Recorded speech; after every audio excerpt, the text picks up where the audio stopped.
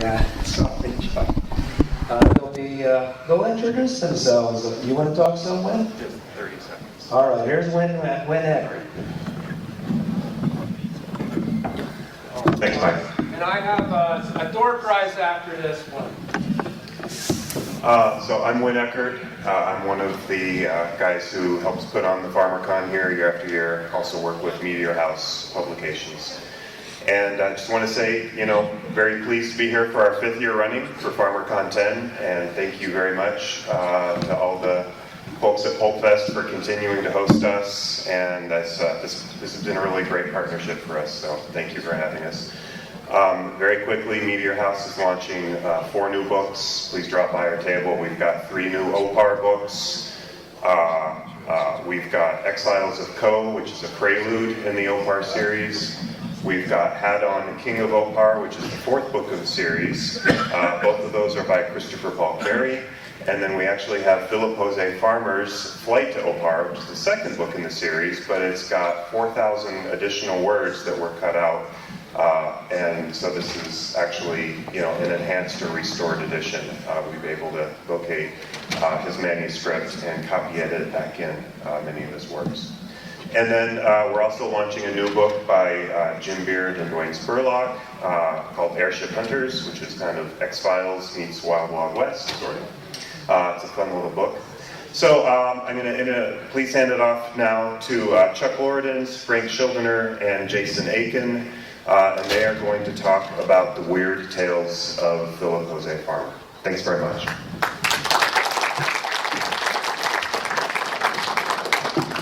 Thanks, Win, and thanks everyone for coming. Today, as Win said, we're going to be talking about the weird tales of Philip José Farmer.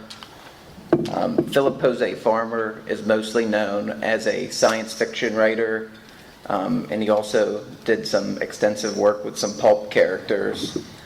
But in addition to these, he also wrote a good bit of horror fiction, and so much that a comprehensive panel would probably take too long. So we decided to focus on monsters and mythos. Monologue. Yes, this first story we'll be discussing is Monologue. It was published in a Demon Child anthology called Demonkind. And Chunk, you have some... This story just creeped the hell out of me. This is one of those stories where it's so vague, you're not sure what's going on in it.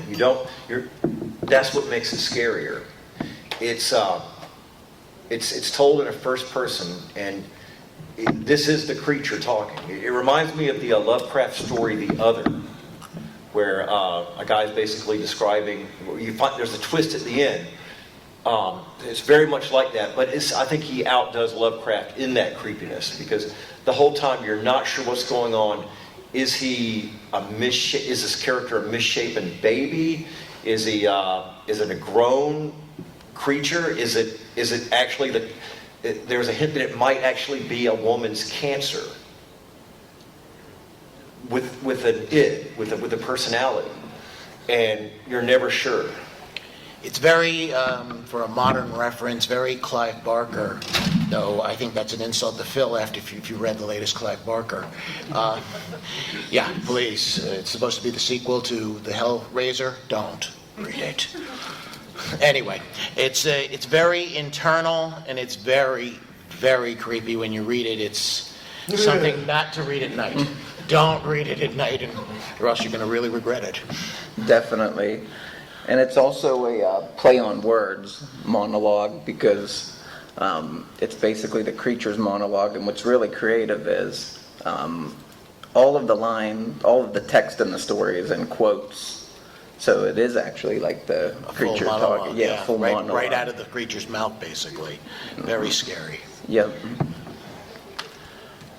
This next one it's the Queen of Darkness Pal, also known as the Phantom of the Sewers. This one, it's kind of like his version of, it's not really his version of the Phantom of the Opera, but it kind of makes allusions to it. It's about a sewer worker who has to go down into the sewers all this time while there's basically a sexual predator on the loose down there. Yeah, it's kind of a play on Phantom of the Opera, but Phil takes it in a very unique direction. It's got a lot of twists and turns in it. I actually enjoyed it. It's a pretty fast, easy read. It's a good story. He did a good job with that one. Makes a lot of social commentary too about like a caste system, like who's accepted in society, who's not accepted in society, and even in the untouchable layer of society, there's even more layers of who accepts who, and Phil's not going to write anything just for shock value. It's also talking about humanity and just the human condition. And this is a very intense story, and you're not expecting the end. No, No, not at all. definitely not. Now, here is the Lesser of Two Evils. This first appeared in Playboy in July 1979. And it was later published in Riverworld and Other Stories in November 1979. And this is Farmer's take on a Jekyll and Hyde situation. Very much so, but it has Phil. You got to understand, Phil was the trickster. He didn't do anything the easy route. If he can find a route that will really make you say, "Wow," he did it. And in this case, when you get to the twist, it's almost like, what did I just read? I ended up going back like, yeah, I did read that. And it really plays on a lot of his themes, sexuality, as well as the system of class and people and how they treat each other. And it's also funny. It is. And it's about writers. Yes. And it's basically, it's kind of like a jab at the moral majority. And the whole thing, it's basically two sides of one person. But it's like the thing you see in the news when the anti-gay politician gets busted with the pool boy. But this this is before that stuff started getting heard about, and it kind of deals with that thing, the methinks she doth protest too much scenario. Yeah, it has a lot of also play on the way psychologists and psychiatrists deal with human beings. It was interesting. My mom is a therapist, so when I'm reading this, I can actually hear her saying, I don't know how to deal with this one. Just essentially, to give you a little bit of an idea, this is a very moral, upstanding person who's a writer, and he's getting letters to himself. Somebody's writing him letters, and he's a police officer. yeah. Oh, okay. He's a police officer. Yeah, and it's from his sister. He's getting letters from his sister. But he's his sister. Well, Yeah, that's the twist. But that's really not the Spoiler. twist. No, he's not. We said Jekyll and Hyde, man. Yeah, that's true. I did lead with Jekyll and Hyde. Yeah, I mean, he said Jekyll and Hyde, but he's the sister. But you do gotta that- read to see where this goes. And I Yeah, think there's you do more. kind of There's figure- more to it than that. Oh, yeah. I think you do kind of figure it's that's not the big shock. No. You do kind of figure that out early in the story, but it's his other side who's mocking him and saying, "Oh, wait till you see what I do. Wait till you see what I'm going to do to you next." Yeah, it's got moments. If you think you had a hangover from last night, wait till you see how you feel tomorrow morning. That kind of thing. Yeah, it's really, Phil had an amazing sense of humor, and it really plays through there, but in a bent way. I love it, though. I love that story. Yeah.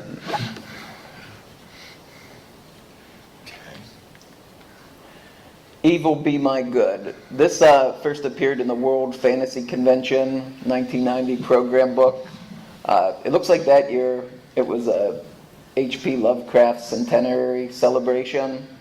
It later appeared in The Ultimate Frankenstein in November 1991. And this is actually a Frankenstein story that really has ties to that original Mary Shelley story, doesn't it? It even has ties to the historical base of Mary Shelley's story in some ways. I don't want to spoil it. Really, you really want to read this. I just wrote a Frankenstein book, so to me this was just like getting a chance to read this again. It's like, wow. And it even Perfect. adds more heartbreaking pathos. It does. To the creature. Yeah, really good stuff. Definitely. Nobody's Perfect. This first appeared in The Ultimate Dracula, November 1991. This deals with a female agent of Jehovah that infiltrates a cult that worships a vampire. Sort of rock star vampire. I really enjoyed this for the concept that I'm really getting tired of these concept of nice vampires. And Right. Phil obviously didn't have any play with that because the character was definitely not so nice. But it also played on the other side of how not so nice the hunters can be too. Well, it's also like it's like all that really needed to be said in the Anne Rice books. You know, Should have been said. if you took out all the glamour and the apology and the apologetics to vampires, this is what it should have been whittled down to. This one story, and you didn't need all the rest of this stuff, in my opinion. I agree with that. And to round out the big monster trio is his werewolf tale, Wolf, Iron, and Moth. This is a werewolf story. It takes place in Arkansas with a sheriff whose name is Jaeger, trying to hunt a gigantic wolf that's been ravaging the countryside. And the primary character's name is Dr. Varglick. And it's kind of a back and forth cat and mouse game between the two of them. And he just mentioned two names, and if you know anything about Philip José Farmer, characters are never just randomly named things. There's always a reason for them. It takes you might have to do a little research, but the name Jaeger and it all means something, and could even give you a clue as to what's really going on. It's interesting also because in some ways this story plays against the modern conventions of the werewolf, but it plays closer to more of the older legends of the vampire. I keep saying vampire for some reason. Werewolf. It plays closer to the. Yeah, I can get it there. It's a running game, believe me. The werewolf in the original tales were very different than the ones we see today. The majority of werewolf mythology was written by Kurt Siodmak in The Wolfman, and the silver, all that stuff. That's very new inventions, and this plays closer to the curse of the werewolf from the Middle Ages. I'd be interested if Phil had some of the etchings that they did of werewolves of that period. It's very interesting.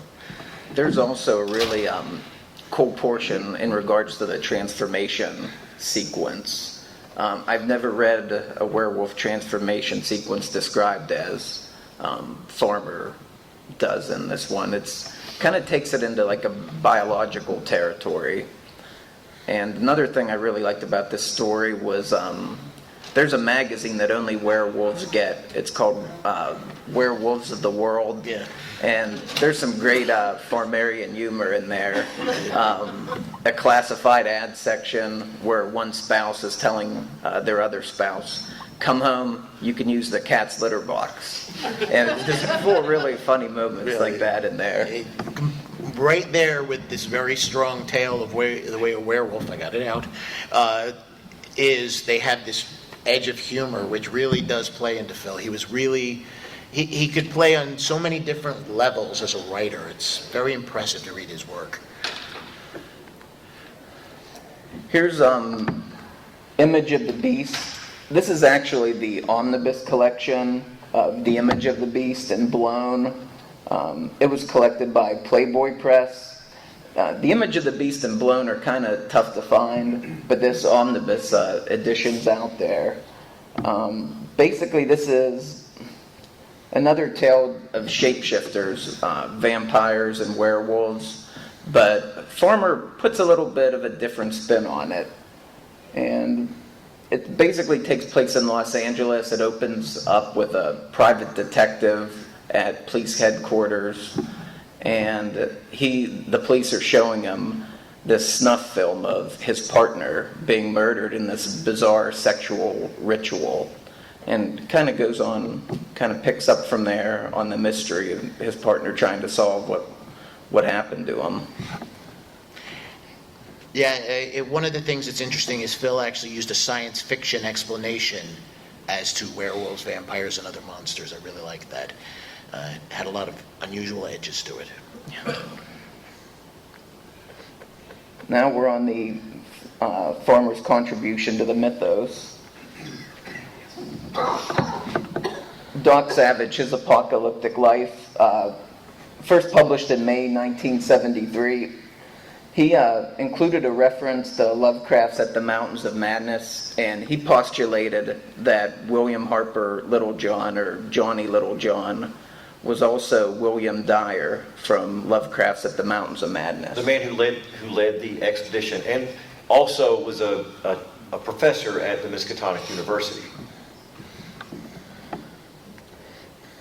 His next contribution is The Monster on Hold. It first appeared in the World Fantasy 1983 program book, 60 Years of Weird Tales. It's been reprinted in other places since then, but it's Farmer's Doc Caliban character, and he kind of encounters some mythos-like creatures on an adventure. Doc Caliban, for those of you who don't know, was a character in a separate world that is being ruled by a group of immortal, very evil characters called the Nine. And Doc Caliban is one of the most dangerous, strongest people on Earth that is a candidate of the Nine, one of their followers, really. And his half-brother, Lord Grunneth, is also a candidate, and they were pitted against each other because one of the Nine died. This is a rare occurrence, and they were going to take whoever won was going to be the next immortal. And there's a lot of human horror in that story. And then he followed it with two pulp stories kind of in the style of Doc Caliban and Lord Grunneth that are very interesting. And this was going to be the fourth story, but the fourth story actually was done by our own Jason Scott Aiken in a short story called The Wild Huntsman. And this is the fifth, really, I guess you could say. And the creature described in this, it's truly, it takes your imagination places you might not want to go. It's just that, you've heard the term tentacle porn. It's mind-blowing, this creature in here. It'll make you shudder. It's like, if you've seen 100 million horror movies or read every Stephen King book, this can still take you to that. And the man was a genius. Yeah, it's an amazing concept of this neo-pulp kind of world with a Lovecraftian backdrop as possible. It's a very interesting concept that he wrote there. The series of the Nine is very interesting, groundbreaking work. There's also a very interesting, I'll be vague about it, a tug-of-war scene. Yeah, be vague, please. That's definitely, I'll be vague about that, but it's a very interesting scene in there as well. And here's probably Farmer's best-known contribution to the mythos, The Freshman. It deals with a 60-year-old man named Roderick Desmond. His first day as a freshman at Miskatonic University. And this was actually inspired by a dream Philip José Farmer had of himself pledging to a fraternity at 60 years old. Right, and anybody who's familiar with Lovecraft and Arkham and the Miskatonic, there's all this shadowy stuff going on, but he takes you into the ordinary stuff, signing up for classes. Who's your roommate in college? What are tuitions like? Describing your teachers. And as with all of this stuff, there's nice little Easter eggs in there of interesting characters. But it's also very funny. It's hilarious in some ways because, like I said, Miskatonic is famous. The Miskatonic University is famous in the Lovecraft books, but he kind of like fleshes it out for you by just taking you through some ordinary things about it. It's like a real college. Yeah, it's very Harry Potter meets H.P. Lovecraft. It's got this Right. really demented edge to it. And when you're reading it, anybody who has even a small familiarity with the mythos will get some really serious laughs out of, fraternities named after Hastur and things like that. Really amazingly well-written story with great mythos intent, but also his signature humor was really present there. I love that story. It's one of my favorites of his works. Just describing waiting in a line to sign up for classes and describing, other people he sees in there. That's the thing that made it all real to me. That nobody else had ever done with the concept of the Miskatonic University. He took Lovecraft's concept, the mythos, and actually put it in a very real world sense that I haven't seen until recently. Charles Stross writes some mythos things, and in his first book, he had this spy character dealing with bureaucrats and office supply forms, and even though they're there to fight the evil monsters from beyond, he still has to fill out these forms to be able to go to the lunch line, things like that. Phil did it first, though, with this by making this college that is so mythological, almost ordinary, but still demented. It's amazing stuff. Yeah, he definitely walked the line of Harry Potter, decades before that happened. And as you said, there are some cool references. My favorite and the most probably mythos related is when the main character is signing up for classes. There's someone in front of them that has a paperback of it's a Robert Blake anthology in his back pocket, and Robert Blake is a tribute to Philip José Farmer's friend Robert Bloch. So I really enjoyed that. My favorite was I'm a huge Tarzan fan, and one of his students is originally from Africa, and he's the descendant of a long line of witch doctors, and his name is Buckawai, like his ancestor. So I thought that was very cool. I actually was getting a good laugh out of seeing regular fraternity names named after the Lovecraftian monsters. It's like, the idea that people are signing up to things to Cthulhu or to Hastur, different groups. It's like you don't want to be part of the Hasturs. They're not that, they're really not the cool people in campus. It's like, wow, what am I reading here? This would have been a perfect humorous night gallery episode. Yes. Oh yeah, definitely. Or that show that was briefly in the 80s, The Monsters. They have that, with the ordinary, the monstrous in the ordinary, and he really covered it well with this story. And he did plan on writing, going through each year, following this guy's career as the sophomore, the junior, the senior, the PhD candidate. He did start writing the sophomore, but he didn't get very far on it, unfortunately. But it's definitely a great concept, and I think he really did a great job executing it. Absolutely. Well, what it all boils down to is if Phil Farmer wrote a story with in somebody else's milieu, he did it with so much love and so much attention and so much respect because he loved it himself. It all comes from a deep love he has for this. So he was never going to do any of this stuff half-assed. He put everything he had into it, and it was with love. That's why he was one of the Grand Masters. Yes, he's one of my heroes. Really one of the best writers. He's the reason I'm in pulp, because back further to Doc Savage, his Apocalyptic Life. That got me where I'm sitting right here. So I owe him a lot.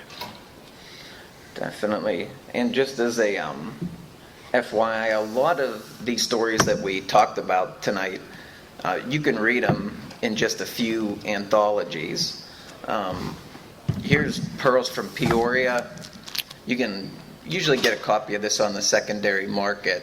This is good for a lot of those monster stories. Whatever monster stories aren't in there, it's in this. They're in this Riverworld collection. The monster on hold, the Doc Caliban fragments, even in there, and the Freshman, as well as a ton of very good Wool Newton universe literature, is in the Tales of the Wool Newton Universe, which came out from Titan Books a few years back. So if you're interested in reading the Freshman, I'd recommend picking this one up. But that's the end of our presentation. Any comments or questions for us? This had a nice Reading Rainbow type vibe to it. I like this. This is fun. That's one demented Reading Rainbow. Yeah. But yeah, it's you got to be impressed by a man who can write pretty much any style of writing and manage to change the literary world. So, you know, he's definitely one of my writing heroes. I guess no questions. Thank you very much. Question? Hold on. We got a question. Stand up so we can hear you. It's not strictly a monster story, but what are your thoughts on After Kong Fell? Oh, We all love that one. it's a wonderful story, filled with Easter eggs and also just it's Phil mixes in his own life. I mean, you kind of get the feeling that Phil was the little boy, Tim Howard. That was, you know, it's kind of like taking the real thing of going to see this movie as a child and transposing it, you know, into a world where this actually happened. And it's, you know, it's heartwarming too. It's something else that would make a great, you know, short film. Yeah, I'll be honest, I actually thought it that way as a kid. It took a while for my parents to convince me the original King Kong movie wasn't real. I wasn't that bright. But it was, you know, my father worked in the Empire State Building. I lived in the New York, New Jersey area. I saw this movie every Thanksgiving it was shown in our area. And it took to about age 9 before I realized that it was not a real story. Wait, so, so to me, it had like a personal moment to it. I kind of felt like I was back in my childhood reading that. Plus, as a pulp writer and a pulp lover, it had so much in it. It was so many, as he said, Easter eggs. It was just a great story, and it's in a great collection where he also wrote, I think that's The Tale of Three Madmen. The Adventure of the Three Madmen with the character from the Jungle Book, Mowgli meeting up with Sherlock Holmes. So when I first read it, I got a double bonus out of that book. After King Kong Fell lets you get that lump in your throat all over again for Kong. And after King Kong Fell's in this book too, Tales of the Wool Newton Universe as well. So You can't go wrong. Anything else? since Chuck invoked Reading Rainbow, thanks for watching, and we'll see you next time.